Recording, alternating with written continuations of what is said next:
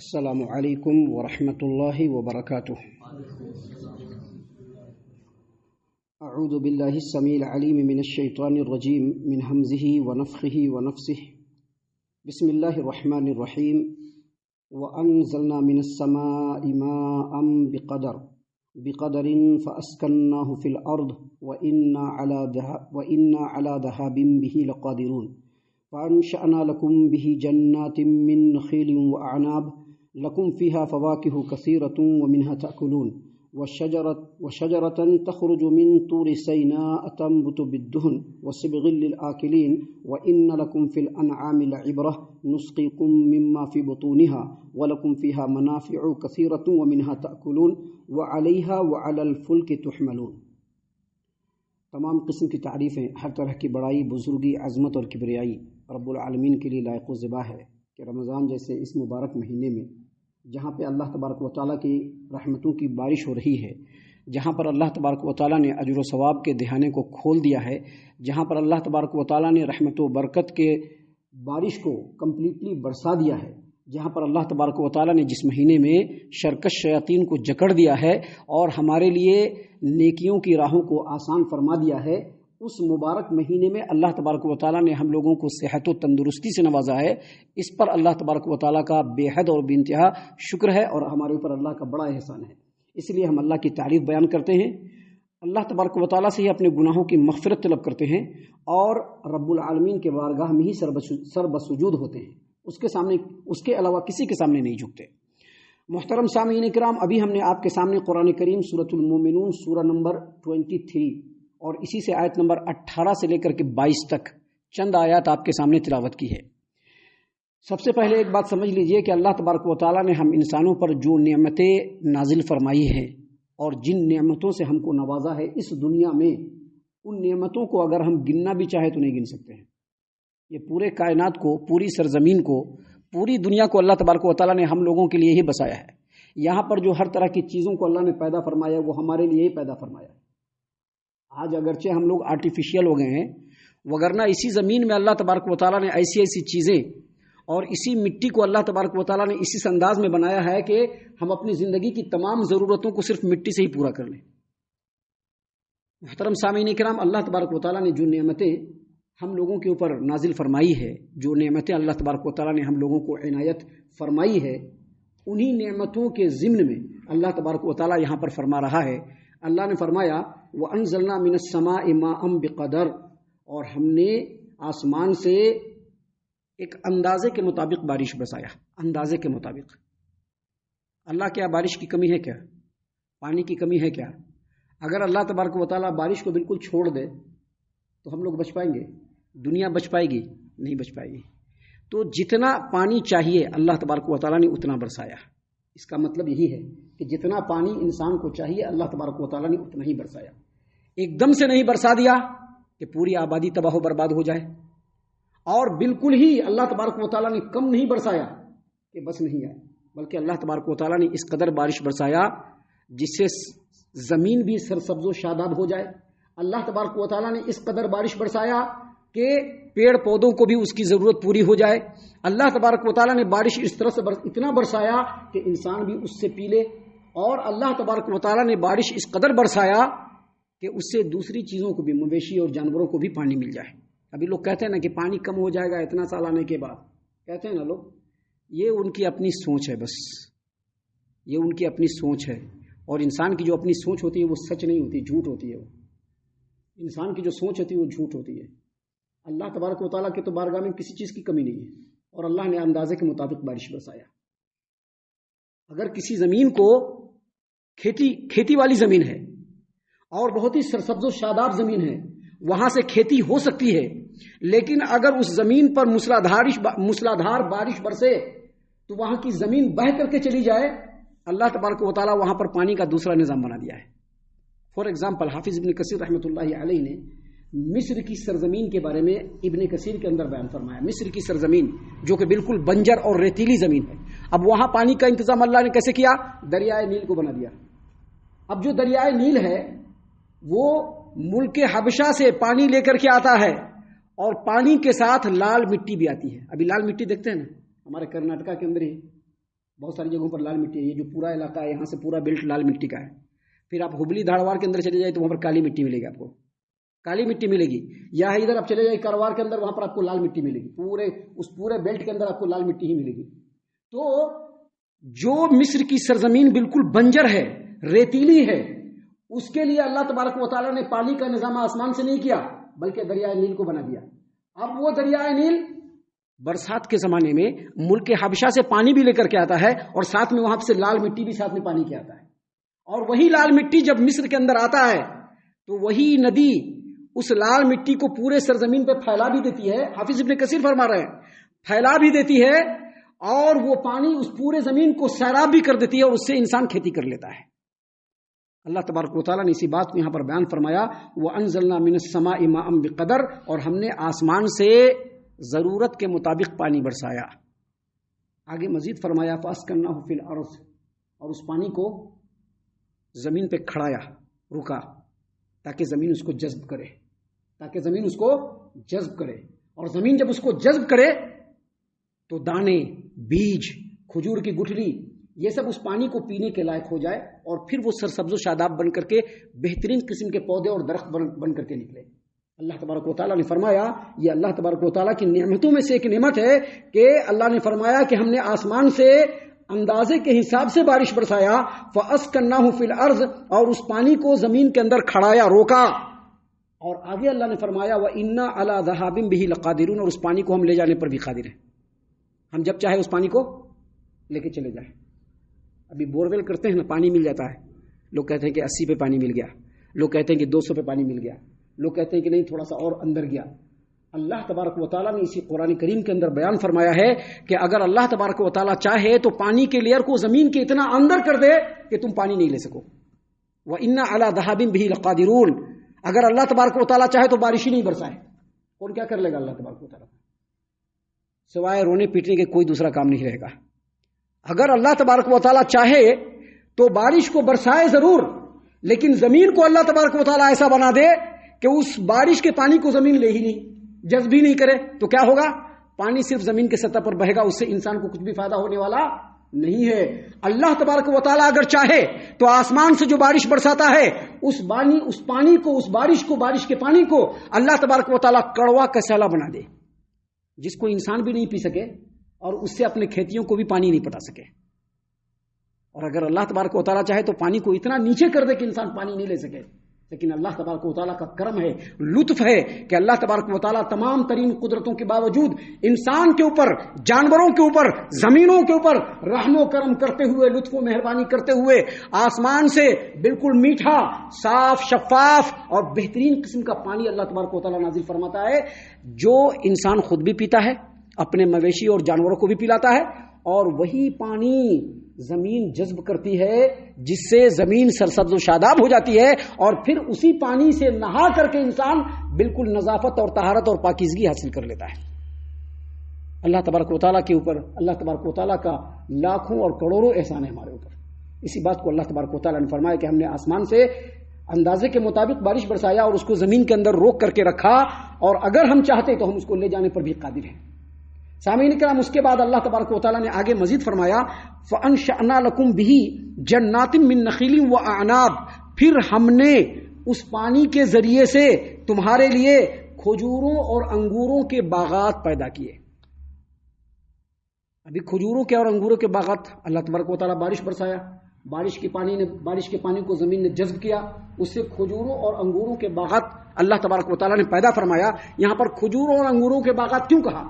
اس لیے کہا کہ عرب کے جو لوگ تھے اور خاص طور سے جو اہل حجاز ہیں وہ انگوروں اور کھجوروں کو زیادہ پسند کرتے ہیں اور انہی کے باغات کو لگاتے ہیں. لیکن اللہ تبارک و تعالیٰ دوسرے مقام پر لوگوں کے پسند کے مطابق پھل دیتا ہے. ابھی ٹپٹور میں کیا ملتا ہے؟ کھوپڑا ملتا ہے نا، زبردست طریقے سے ملتا ہے. اطراف کے علاقوں میں کیا ہوتا ہے؟ سپاری ہوتی ہے، اور دوسرے علاقوں میں روئی اور کپاس بھی ہوتے ہیں. بہت سارے علاقوں میں دھان اور چاول بھی اللہ تبارک و تعالیٰ پیدا فرماتا ہے. تو اللہ نے فرمایا کہ اس بارش کے پانی سے تمہارے لیے ہم نے کھجوروں اور انگوروں کے باغات بنائے، اور آگے مزید فرمایا لکم فیہا فواکہ کثیرۃ، اور اسی بارش کے پانی سے اللہ تبارک و تعالیٰ نے تمہارے لیے بہت سارے پھل پیدا کیے. ابھی آم ہوتا ہے نا ہمارے ملک میں، ہوتا ہے کہ نہیں؟ پورے ایشیا کے اندر عام ہوتا ہے نا؟ پورے ایشیا کے اندر ایسا آم ہوتا ہے کہ اس آم کی مثال پوری دنیا میں دی جاتی ہے. وہ آم پیدا کرنے والا کون ہے؟ رب العالمین. اور عرب کے ممالک میں جو کھجور پیدا ہوتا ہے اس کھجور کی مثال پوری دنیا میں دی جاتی ہے. اس کھجور کو پیدا کرنے والا بارش کے پانی سے کون ہے؟ اللہ تبارک و تعالیٰ. اسی لیے اللہ تبارک و تعالیٰ نے قرآن کریم کے دوسرے مقام پر سورۃ النحل آیت نمبر 11 میں کہا یُنبِتُ لَكُم بِهِ الزَّرْعَ وَالزَّيْتُونَ وَالنَّخِيلَ وَالْأَعْنَابَ. اور آگے مزید کہا اللہ تبارک و تعالیٰ نے وَمِن كُلِّ الثَّمَرَاتِ. اللہ تبارک و تعالیٰ جب آسمان سے بارش برساتا ہے تو اسی بارش سے اللہ تبارک و تعالیٰ کھیتیوں کو بھی پیدا فرماتا ہے. اسی بارش کے پانی سے اللہ تبارک و تعالیٰ زیتون بھی اگاتا ہے. اسی بارش کے پانی سے اللہ تبارک و تعالیٰ انگوروں کے باغات بھی پیدا کرتا ہے. اور ومن کل الثمرات، دنیا میں جتنے رقم کے جتنے قسم کے پھل اس دنیا کے اندر پائے جا رہے ہیں اللہ تبارک و تعالیٰ سب اسی بارش کے پانی سے اللہ تبارک و تعالیٰ پیدا کر کے اگاتا ہے اور لوگوں کو اس سے فائدہ پہنچاتا ہے.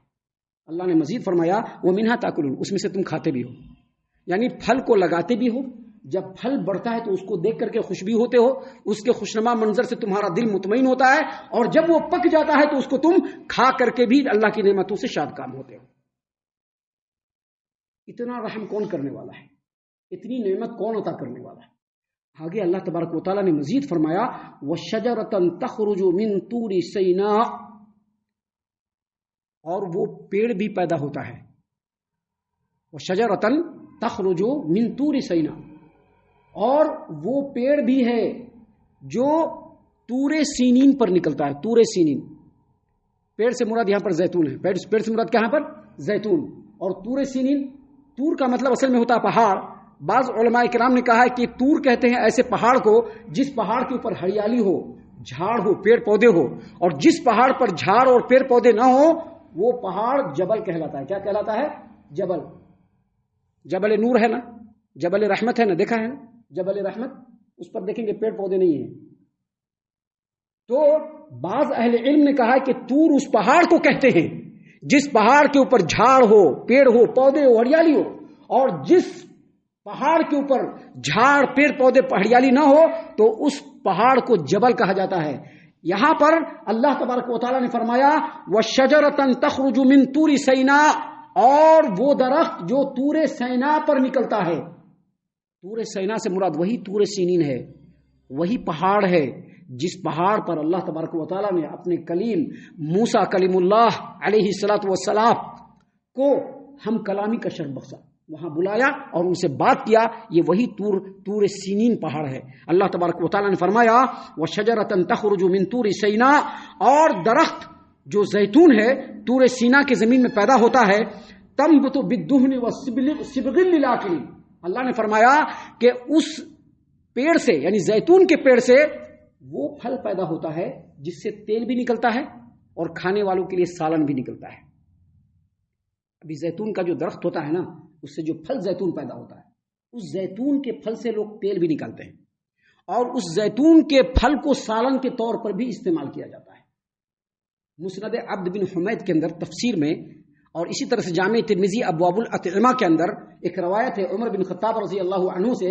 وہ کہتے ہیں کہ نبی کریم صلی اللہ علیہ وسلم نے فرمایا کہ جو زیتون ہے، زیتون کا پھل، اسے تم لوگ تیل بھی استعمال کرو اور اس کا سالن بھی پکا کر کے کھاؤ. کیوں؟ کیونکہ یہ بہت ہی مبارک درخت ہے، بہت ہی مبارک درخت ہے، لہذا اس کا تیل بھی نکل کے، ابھی زیتون کا تیل آتا ہے نا، لوگ اس کو استعمال کرتے ہیں، بڑے فائدے ہیں اس کے. ابھی زیتون ہے نا، اس کو استعمال کریے، اس کے بھی بڑے فائدے ہیں. تو اللہ تبارک و تعالیٰ نے کہا کہ بڑے مبارک درخت ہے اور اسی مبارک درخت سے یہ پھل نکلتا ہے، لہذا اس کو تیل کے طور پر بھی یوز کرو اور سالن کے طور پر بھی کھاؤ. تو یہ دینے والا کون ہے؟ اللہ تبارک و تعالیٰ. یہ دینے والا کون ہے؟ اللہ تبارک و تعالیٰ. آگے مزید فرمایا وَإِنَّ لَكُمْ فِي الْأَنْعَامِ لَعِبْرَةً نُسْقِيكُم مِّمَّا فِي بُطُونِهَا وَلَكُمْ فِيهَا مَنَافِعُ كَثِيرَةٌ وَمِنْهَا تَأْكُلُونَ وَعَلَيْهَا وَعَلَى الْفُلْكِ تُحْمَلُونَ.